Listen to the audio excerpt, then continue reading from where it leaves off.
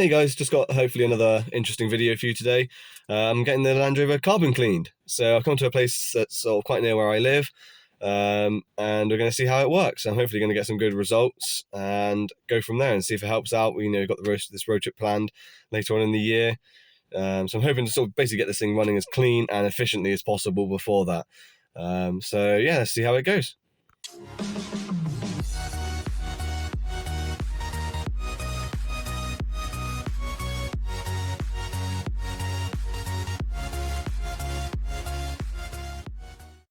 Okay, so yeah, here with the Freelander. So the first step would be just plugging in the OBD2 port just to make sure there's no faults on the vehicle, and then we get on with cleaning. Probably won't show much on there for me.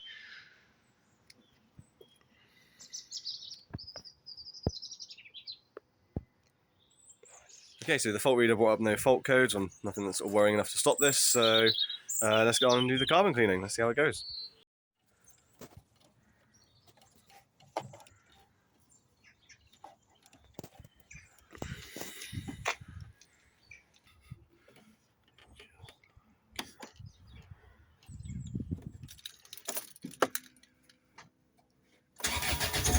So the machine, your amps, so that runs between 8 and 15. So we've got, currently we're running at 12, which is ideal, so it's in between both ranges. Same with the volts, between 22 and 30. We're running at 27.1, I think. Nice. And then in here, it's just a pressure gauge, obviously it's hydrogen gas, and that's just a pre-filter. So we're running at 0 psi, which is ideal. Fair enough. And then, was it the hydrogen crystals you said? Yeah, the hydrogen crystals. So there's a tank in here, which you mix distilled water and the crystals, and then instantly, as soon as it hits the distilled water, it dissolves into it, and then these go into cells, which then creates the gas. Comes through here. There's water to about there, distilled water, filters through there, up back through, and then through your tube into it in that. Awesome.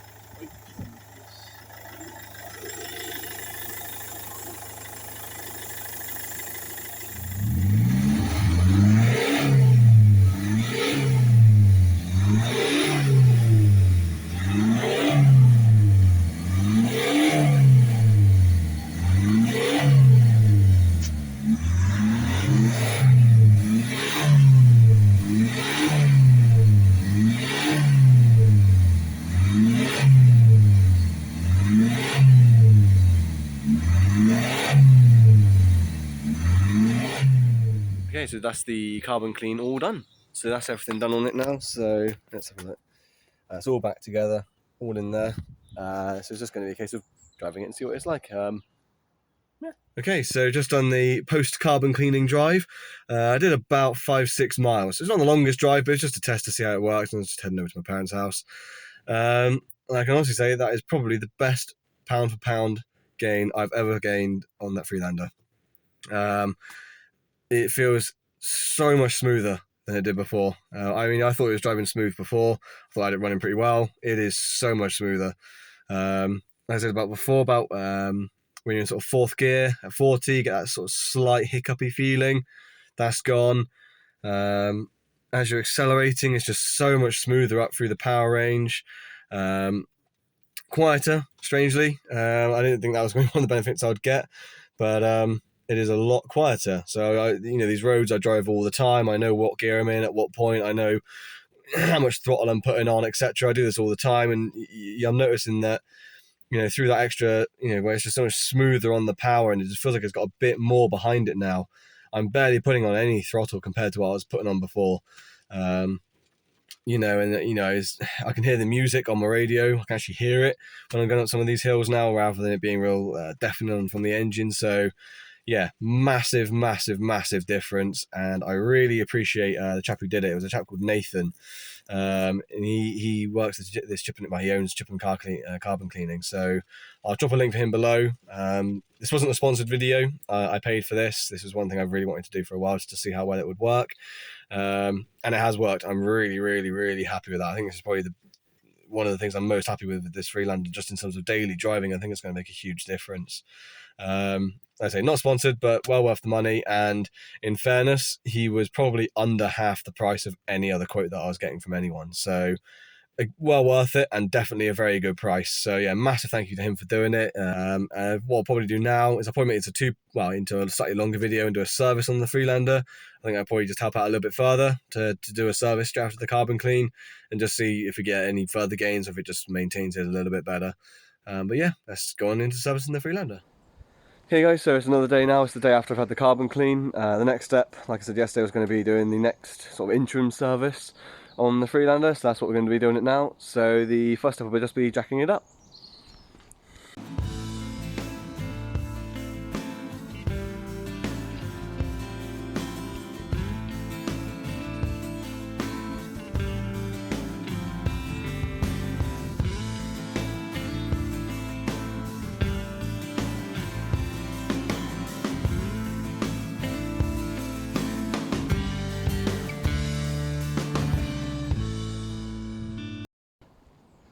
Okay, so that's it jacked up now, so I don't know if you'll see it on here, but I've got some axle stands, and I've got some slightly shorter ones as backup ones, just in case anything does drop. Should fall onto them, and they should be able to catch it as well. So they've got good weightage on both of those. So that's it jacked up. Like I said, we're going to be doing the oil filter and air filter today, so it's just an interim service. I thought it was worthwhile doing after the carbon clean, but I can also use this as a bit of a how-to on how to do it on the Freelander. So yeah, let's get cracking. Okay, so the first step is going to be getting under the vehicle to find the sump plug. So what you'll see, and this is quite a common thing, I've cut a hole, nice big square hole here for the sump plug. If you don't do that, you've got bolts along the front here, there's some on the side up around here, and you've got to sort of take all of this off, etc. I won't be doing that today. It's a bit of a long-winded process just to drain the oil, so we're just going to cut a hole. So if you sort of reference it to, you got a hole here, come back, look at that corner, come back, you can sort of roughly work out where it will be in line with this rib as well from the front, and that is your sump plug right there. So we're going to go and get that one off, and we're going to start draining the oil.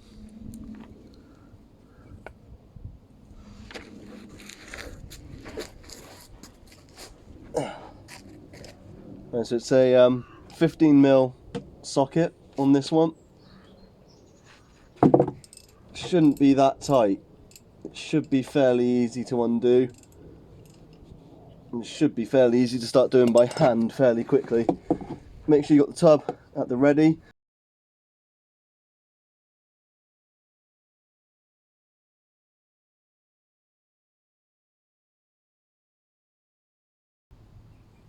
Oh, it's already failed. Huh.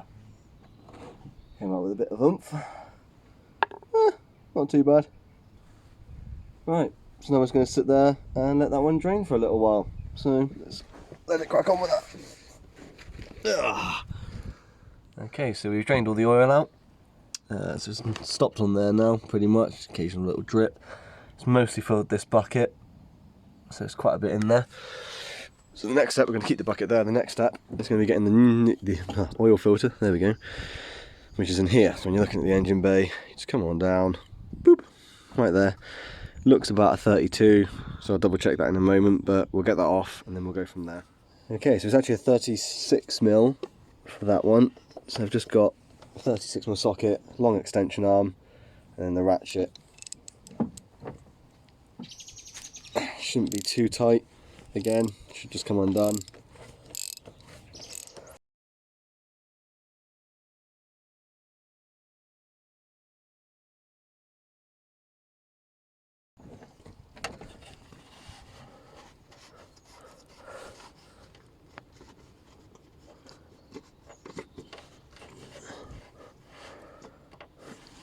And you kind of want to try and grab it and get something around it to try and cup some of the oil to make sure you can get it everywhere, but it's a bit difficult with some of these pipes in the way.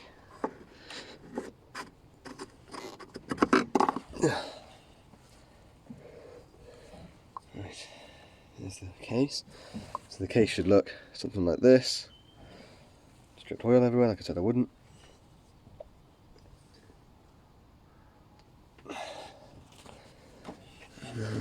Grab that, it should just pop. It's got a bit of a pop to it. Cup it up as much as you can. Just put a little bit there. And that's what you should be left with, just sort of, like I say, an empty canister in there. And then down here, you've got the filter. Ooh, hello, come back. Doesn't look too bad in fairness, but definitely worth a change. You can feel it's got a lot of oil in there, but a couple of slightly off fins there. But yeah, not too bad in all fairness, so definitely worth a change. But so here's the old housing, here's the new filter, nice and sparkly. And you also should get this in the pack as well. Make sure you get this before you do this. Obviously I checked mine, but make sure you have the O-ring. It does have a little washer in there, which I believe is for the sump, but I've had a separate better one anyway. But this little rubber O-ring here will go onto the housing. You'll see here, there's the little ring going around. So you've got to replace that each time. It's just like a little seal for the thread. So I'm going to go ahead and replace that now.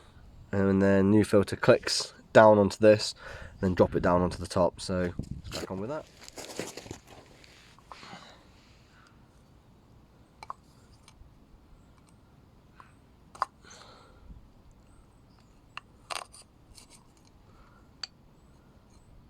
Yeah.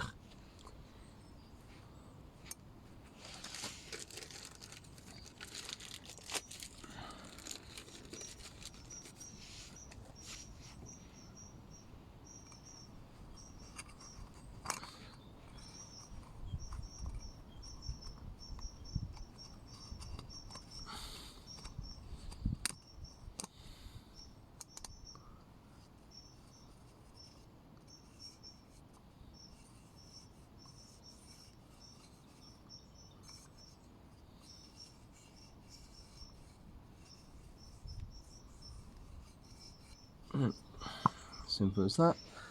There's the O-ring on there. Get rid of some of this excess. And back in there.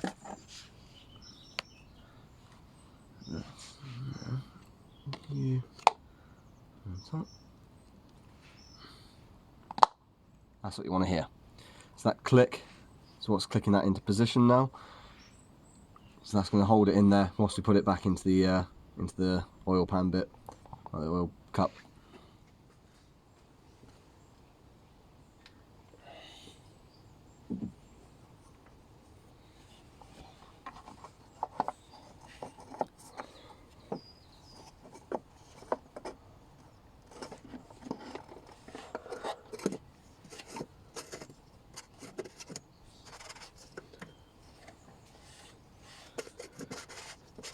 Make sure it's going down nice and square. You don't want to thread this because you're just going to bugger it up and the oil's going to come out everywhere, so it should thread in nice and steady till you get to there.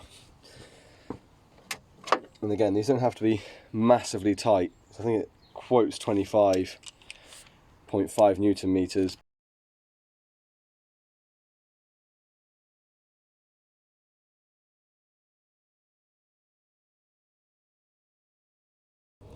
Brilliant, that should be perfectly fine. So that's the oil filter done. Like I say, you can do it to the 25.5 Newton meters.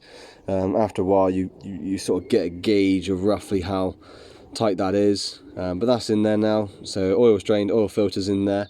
I'll probably do the air filter whilst we've still got it up here, and then we'll go ahead and top the oil up. So let's crack on with that. So change of plan. We're going to do the oil actually first. Well, a bit of it first. So I'm going to top up the oil with roughly sort of one canister, so about 5 litres, because this thing should take sort of at least sort of 6.5 to 7 and a bit. So I'm going to put one of the 5 litres in there, do the air filter, drop it down, let it settle for a little bit longer, and then put the rest in. So the next step is going to be putting that sump plug back in before we put it back in, because that'll be embarrassing if I put that in and put that back in. So let's crack on with that. Oh, getting old. And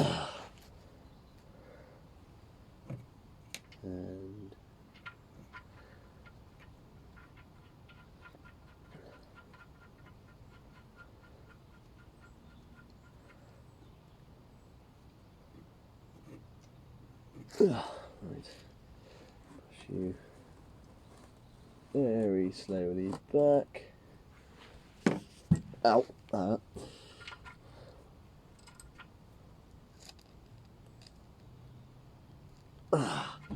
you want to get that one fairly tight. You know, you don't want to thread it, but that's fine there. And then okay, so time to put the new oil in. I'll be using this one, which is a Miller's. So XF Premium Engine Oil 0W40. It's the one they recommended, so you can go on their website, you can put in your license plate, and they'll give you sort of the recommendations for what they think you should be using. This one pretty much comes with all the same, well, it does come with all the same recommendations as things like the Castrol's, etc. So decided to go with this one, and dynamic fluid technology, whatever that means. But I'm going to chuck 5 litres in there, and then we're going to do the rest, get it down, let it settle, pour the rest in. Okay, so for the oil, you've got the usually yellow square cap on top of the engine bay here.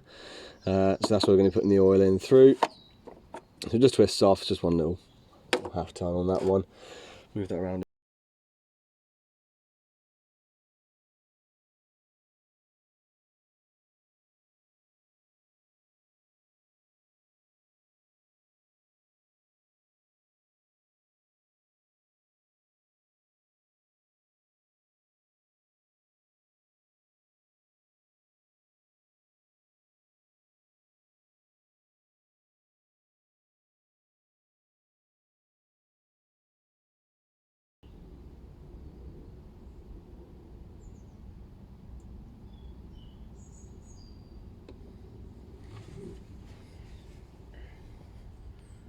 Okay, so that's, like I say, just a sort of healthy top up for now. Top up rest when it comes back down, but nothing's coming out the bottom. It's always a good sign. I'm probably going to put the vehicle back down now so I can get to the airbox, just because there's 2 on the back, which would be difficult whilst it's up in the air, and we'll go from there.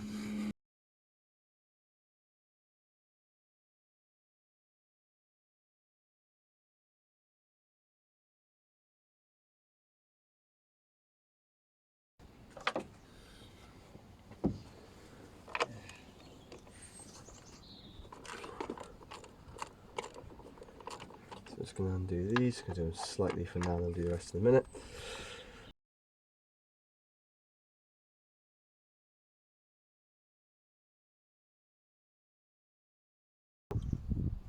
I've got a couple of extensions to get to this one. Down here.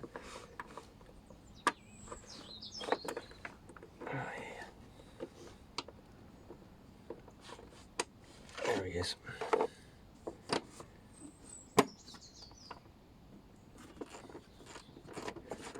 Hopefully you can see this on the camera.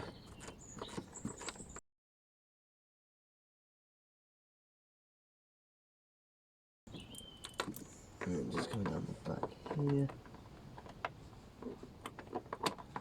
There he is.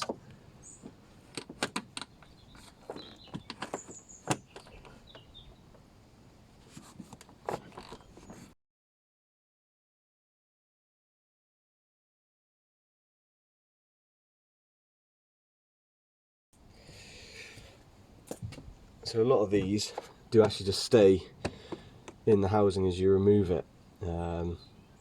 They seem to be sort of held in a little bit, so I know that one came out yesterday, but most of them will just stay in there. So I managed to get this off yesterday without taking all of these bits off. So just getting it from the back.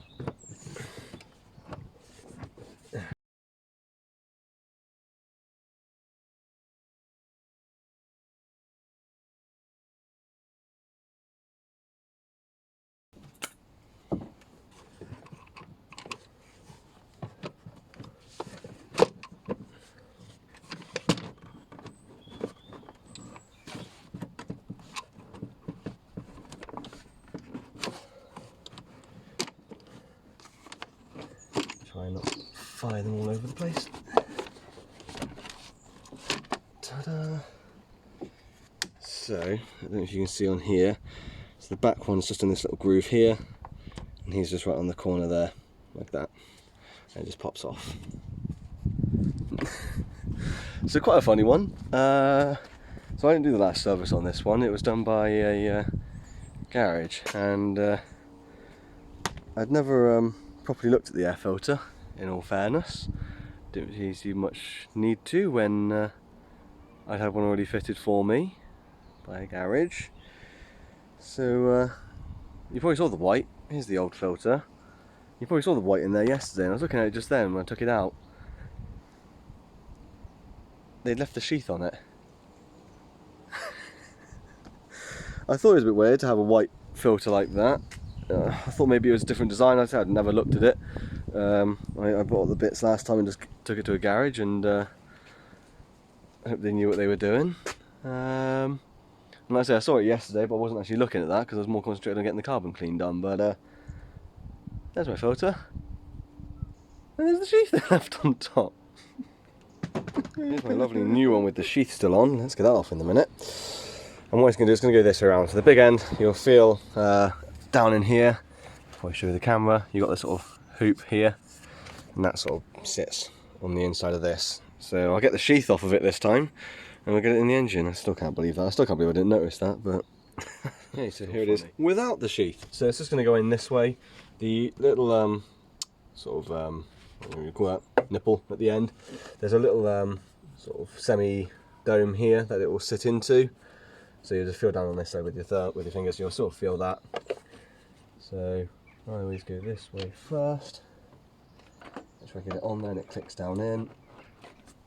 Make sure it's bedded around. And then, where's my little hoop? There it is. And I push that down onto there. So that's down and on there. That is sealed all round. There we go. So that is nicely now bedded in there.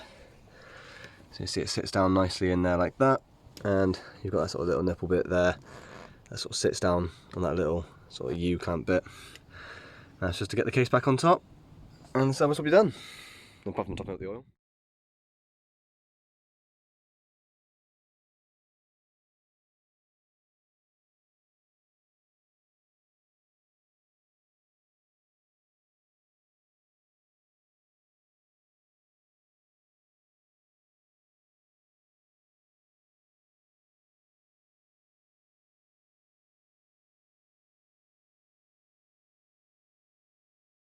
Okay, so new air filter in, sheath off, and we're going to now just let it settle for a couple of minutes whilst now that it's down, and then we're going to sort of check the oil on the dipstick and then top up the oil to where we need it to be, and then we're done with this service. So hopefully finding this all interesting or useful with the carbon clean and this today, so we'll see how it goes.